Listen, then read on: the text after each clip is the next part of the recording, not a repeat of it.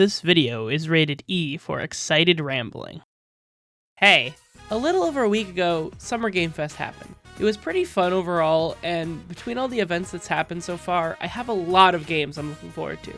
I could and was going to do a video about everything during these events, but I just ended up having so much to say about one particular game that I decided to make a full video on that one instead.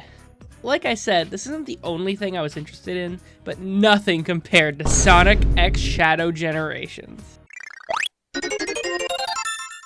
You have no idea how crazy monkey mode I went when they showed this. I wish I had the footage, but I didn't record my reaction. I mean, yeah, we already knew about this game already. They showed it off months ago. But look, Kingdom Valley, Rail Canyon. Aside from me being unreasonably excited about them reusing old level themes, the shadow half of this game just looks fan-flippin-tastic.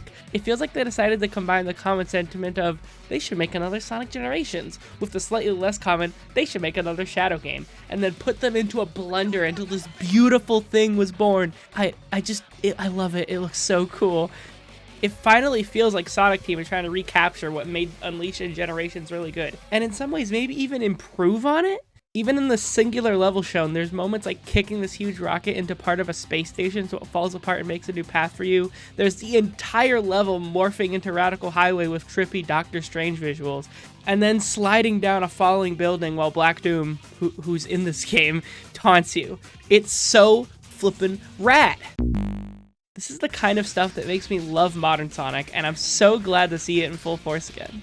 There's also an entire Chaos Power system, with Chaos Control genuinely giving an interesting layer to the entire fast-paced platforming system that the Boost games have.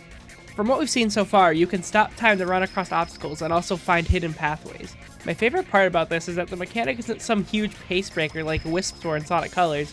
You just press it and Shadow continues to run just as fast. It's just the environment that slows down.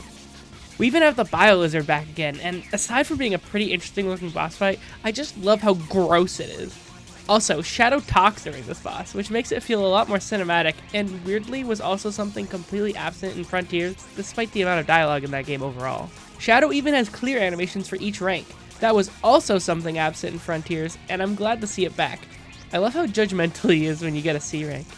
And before I move on, the music. Oh my god, the music! We've only heard a handful of songs, and there isn't really any clean audio of them, but those Final Rush and Radical Highway remixes are going hard. They sync up with the levels really well too. I can't tell if it's dynamic music or just really good timing. The Bio-Lizard boss also has a pretty cool version of Supporting Me, though there's no vocals. I hope that changes by the final release, but I've learned not to assume things like that with Sonic. I know this game is probably just going to turn out to be like a quick 2-hour long romp. I know it's a small bonus to a release of a 12-year-old game, but if most of the levels are anywhere near as good as the one you can see in the SGF demo, this might be my new favorite Sonic game? Or Shadow game, but still, I am just so damn excited!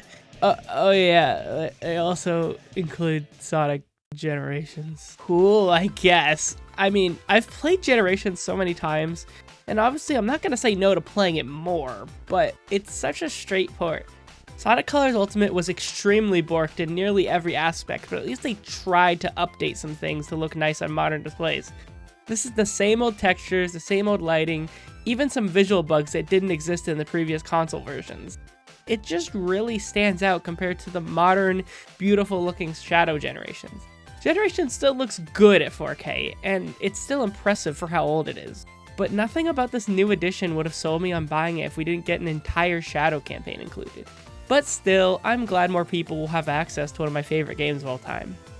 Anyways, Shadow Generations, which I seriously think could be the best 3D Sonic game if they play their cards right. Sonic has had a lot of butts lately. Sonic Frontiers is finally a new full-length expansive Sonic game, but it lacked so much polish.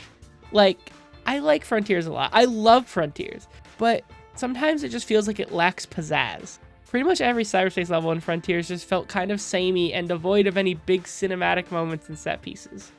There's always catches like this with Sonic lately, but finally with Shadow Generations, at least from where I'm standing, it looks like the catch is just, it's short, which I'm perfectly okay with that. If they manage to recapture at least a third of what made Generations so special for me, I'm fine with it being something I can complete in an evening. A lot of Sonic games are really short. From what I've seen, Shadow Generations might be the game that's gonna save Sonic, even though it's about Shadow. It's everything I ever wanted in a Sonic game. I'm so excited, both for the game coming out in October and the future this new style of game design might bring to Sonic as a whole. But what do you think? Do you have any hype for this game? Do you think it's gonna suck and I'm completely wrong? Tell me in the comments. I'd love to hear. Genuinely. And please subscribe. I want to hit at least 5K this year if I could help it. See you soon.